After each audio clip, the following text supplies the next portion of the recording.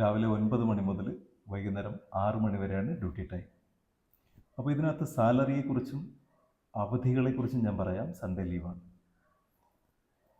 Salary വരുന്നത് ഇദ്ദേഹത്തിന് 15,000 രൂപ മനോജിന് സാലറി ഉണ്ട്. പുരുഷനല്ലേ? സർ, ഞങ്ങളുടെ ഡ്യൂട്ടി ടൈമും പൊസിഷനും സെയിം തന്നെയല്ലേ? പിന്നെ സാലറിയുടെ കാര്യത്തിൽ എന്താണ് 2 സ്കെയിൽ? ഞാൻ ഒരു പെണ്ണായതുകൊണ്ടാണോ? ഇങ്ങനെ ഒരു വിഷയം നിങ്ങൾ മുമ്പ് അഭിമുഖീകരിച്ചിട്ടുണ്ടോ? ആൺ പെൺ വിവേചനം.